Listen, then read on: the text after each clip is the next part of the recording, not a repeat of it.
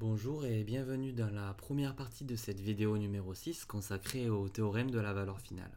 Donc dans un premier temps, on va faire un petit rappel sur les entrées possibles dans une fonction de transfert. Parce que qui dit valeur finale dit aussi valeur d'entrée.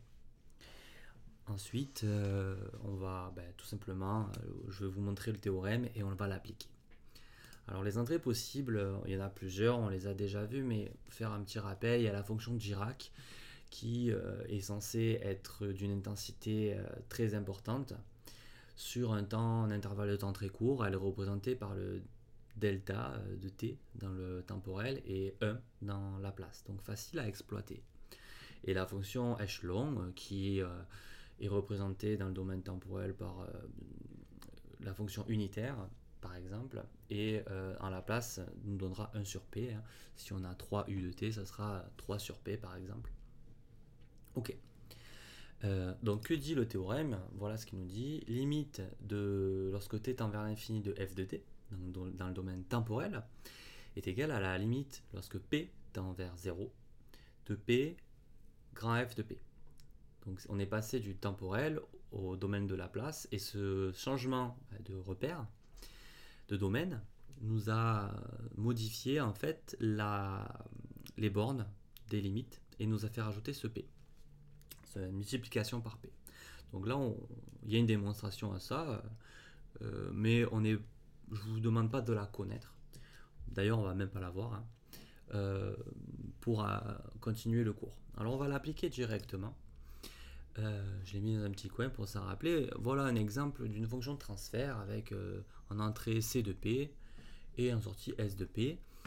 La question, c'est la suivante: déduire la valeur du signal de sortie associé à une consigne constante C0. Alors ça, en gros, il faut lire entre les lignes, appliquer le théorème de la valeur finale. Voilà. On veut connaître le signal de sortie pour une entrée constante. Alors déjà, ça veut dire quoi, entrée constante? Ça veut dire que dans le domaine temporel, la fonction c de p est constante et elle vaut C0. Donc c'est ce qui est écrit ici, c de t égale C0.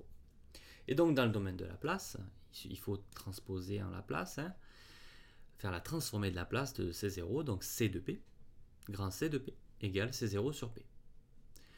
Voilà l'entrée pour une consigne constante.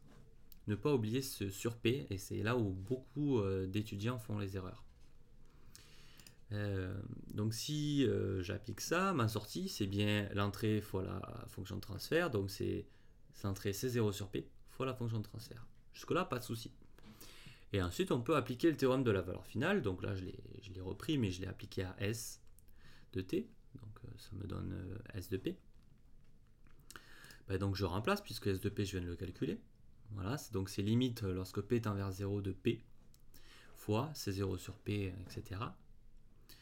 Et donc cette limite-là, si on la calcule, c'est assez simple. On a les P qui simplifient, il nous reste plus P qui tend vers 0, il nous reste 1,5 C0. Voilà. C'est ce qu'on appelle la valeur finale. On a note aussi S infini pour finale. Et donc voilà la valeur finale lorsque l'entrée est C0. Voilà. C'était pas très compliqué. Maintenant, là on l'a fait pour un échelon, une consigne constante. On pourrait vous le demander pour une impulsion. Qu'est-ce que ça modifierait? Tout simplement, C de t ne serait pas égal à 0, il serait égal au delta t de Dirac. Bon, nous on va plutôt noter C de p égale 1. Voilà. Et donc qu'est-ce que ça va changer? L'entrée finalement, la sortie sera égale à la fonction de transfert, puisque l'entrée sera 1. Je vous invite du coup à faire ce calcul là et à bien trouver comme moi que la valeur finale est égale à 0 pour une impulsion. Voilà, c'était pas plus compliqué. Je vous laisse regarder la vidéo d'après et vous aurez tout pour faire le test. Merci.